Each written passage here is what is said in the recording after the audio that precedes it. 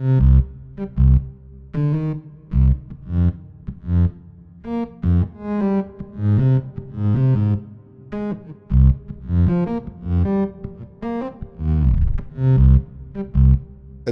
decreto para mí es fascinante, súper fascinante. De hecho me obsesiona bastante porque está estrechamente ligada a la muerte de Fidel Castro. Es precisamente la ausencia de poder que deja Fidel a morir y el gobierno se ve obligado a decretar. Al Fidel Castro morirse, deja un vacío de poder muy fuerte, un vacío simbólico, y esto sumado a los nuevos espacios que existen a partir de las supuestas reformas que el Estado no puede controlar, y entonces en ese momento se ve obligado a decretar esta política cultural y a decretar la censura. Como la palabra de Fidel era ley, Fidel nunca tuvo que decretar la política cultural. Entonces esto siempre permitía que la censura no quedara escrita o solamente se quedó en algo que había que interpretarlo, que también era muy negativo porque los funcionarios podían interpretar esa frase famosa como se le antojara, pero no estaba hecha una ley como tal, su palabra era ley.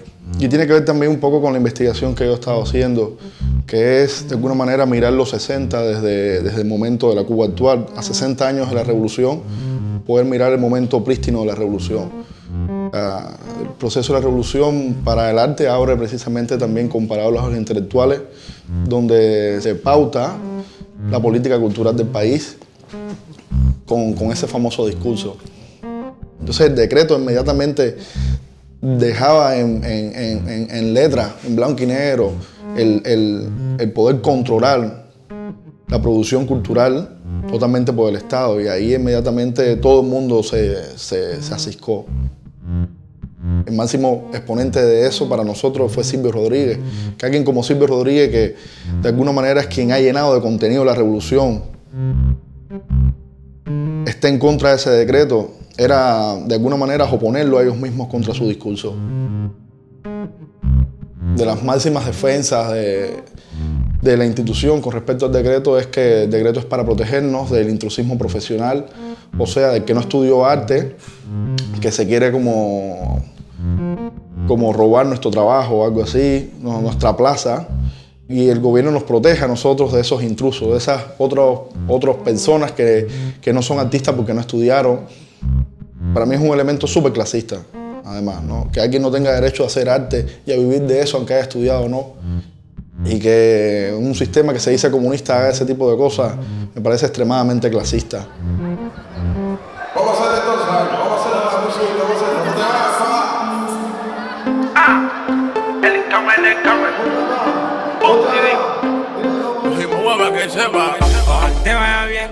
El reggaetón, pues a las autoridades les molesta mucho, sobre todo un género que para mí es el más auténtico, que es el género de reparto, el género que de alguna manera Chocolate en sí lo condensó y marcó la pauta de lo que era ese género musical, que venía de Luis Manuel, incluso antecedentes de la charanga habanera, Michel Maza.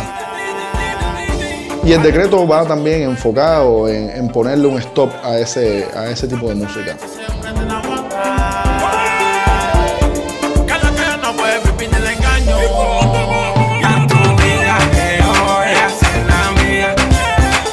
Mi fuerte discusión y mi fuerte defensa con respecto al reggaetón, reparto, en relación al decreto, es que es realmente la música del pueblo, es realmente la música de la gente más humilde, de los barrios más marginales, es la voz de ellos.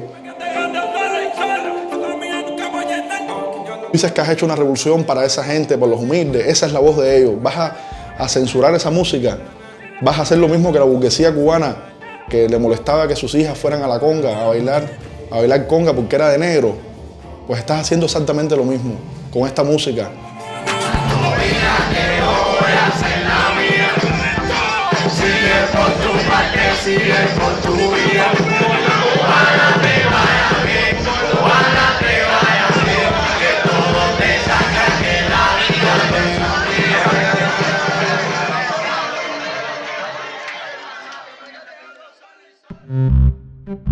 Todo esto de alguna manera empezó en una conferencia que dio Chus Martínez en el Museo Nacional de Bellas Artes. Después de esta conferencia, pues hubo preguntas del público. El Chino Novo preguntó a ella cómo nos veía a nosotros, cómo veía el arte cubano. Y la respuesta de ella fue muy interesante. Ella decía que había un impasse, que había una cosa como...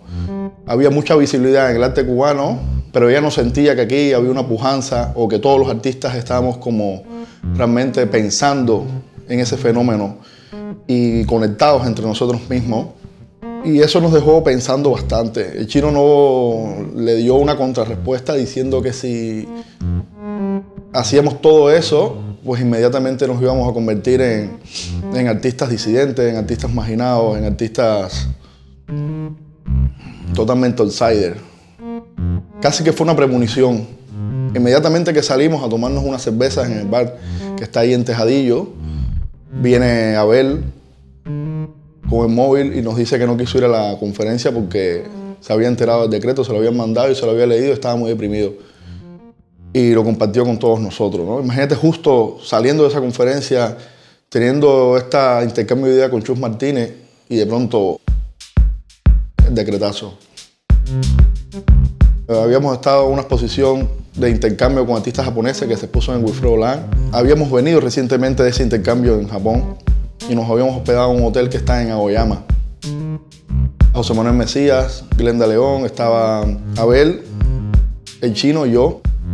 Y de alguna manera ahí tuvimos como más unión como grupo por estar tan lejos de casa. Y cuando llegamos a La Habana, bueno, la opción de ir por lo cívico, pues era a lo mejor más efectiva y fue la que se decidió. Y entonces la respuesta fue precisamente hacer una carta dirigida al Ministerio de Cultura, a Pidio Alonso, preguntándole punto por punto las dudas que teníamos sobre el decreto y las cosas que estábamos totalmente en contra. Leímos el decreto muchas veces, empezamos a estudiarlo y punto por punto cada uno qué se le ocurría, qué interpretaba de esos incisos. Y entonces con toda esta lluvia de ideas en relación al decreto, pues Abel al final lo que hizo fue como redactar toda esta carta, ¿no? Y bien, bueno, fuimos un día al Ministerio de Cultura súper temprano a entregarle la carta físicamente, un poco también con la idea de poner el cuerpo y de querer hablar con las personas físicamente, que era la vía de que, bueno, si ustedes son una institución y ustedes nos representan, bueno, están obligados a dialogar con nosotros. Tienen que darnos una explicación entonces de lo que están haciendo. Y lo que hicimos fue tratar de emplazarlos a que nos escucharan directamente y por lo menos se sentaran a hablar con nosotros.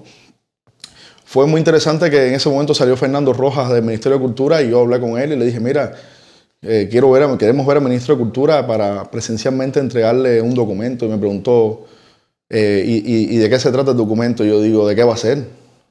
Fernando, ¿de qué va a ser? ¿De qué tú crees que va a ser? Y me dijo, el 349, digo, efectivamente. Y me dijo, ustedes no han entendido nada. Y cogió y se fue. Y me dejó así a golpe de pasillo, ¿no?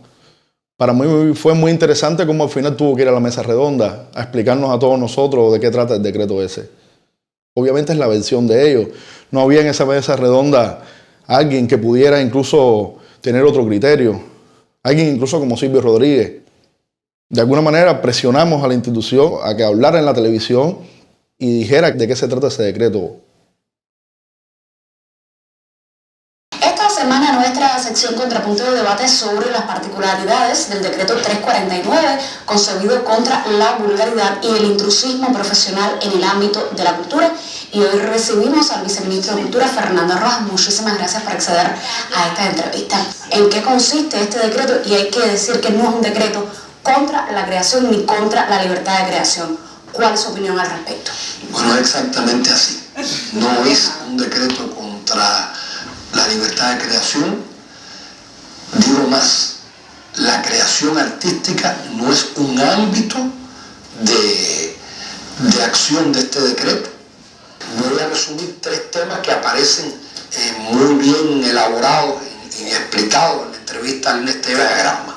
Uno es que los inspectores van a recibir previamente al inicio de su actuación actividades, seminarios de capacitación. La actuación del inspector, salvo cuando haya violaciones muy flagrantes, muy graves, muy claras de la legalidad, sea siempre el resultado de un análisis colectivo previo para entonces proceder después con diferentes niveles técnicos, especializados, legales, de asesorías, proceder a la intervención.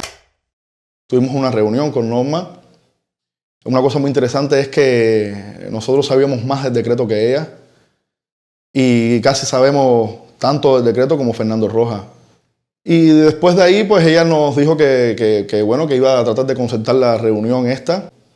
Y como a los 10 días, pues nos llamaron para tener la reunión. Alpidio Alonso no quiso dar la cara y mandó a Fernando Rojas para que hablara con nosotros y varios funcionarios de cultura.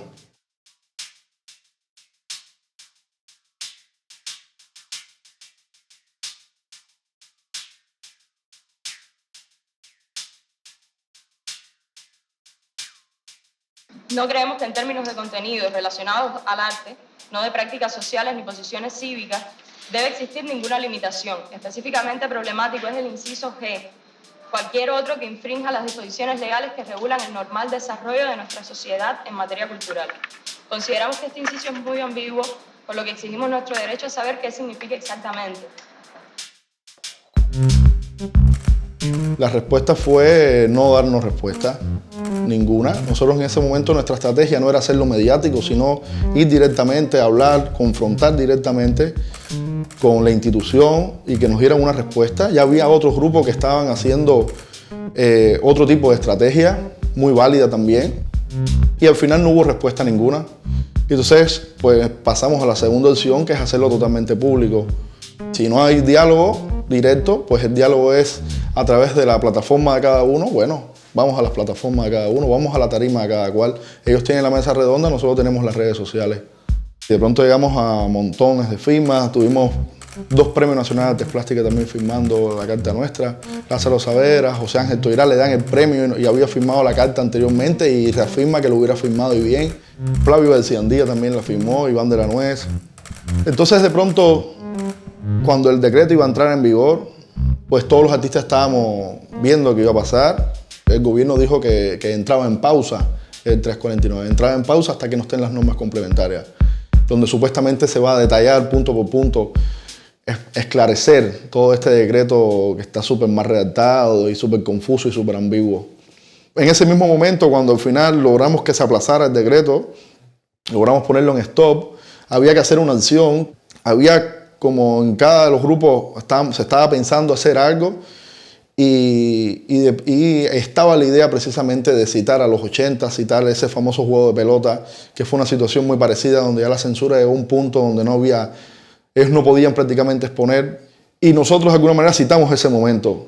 Y la idea fue, en vez de un juego de pelota, hacer un juego de fútbol, como dándole un giro en el cambio de deporte, como un deporte que ahora está más en boga, que tiene que ver más con los jóvenes, pero era esa misma idea, era precisamente reeditar un performance nacional, un performance ya que está instaurado en la historia del arte cubano. En este momento era necesario pues, citar ese momento a nuestra manera, ¿no? Con un juego de fútbol.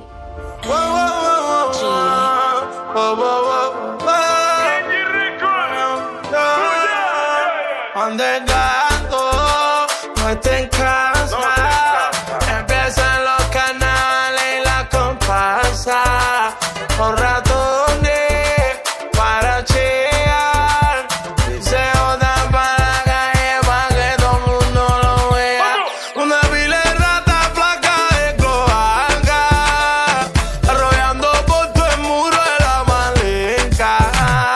Los ratones calentando la piragua y la rata en la tribuna, haciéndose los repas. Gato dice miau, miau, miau, miau.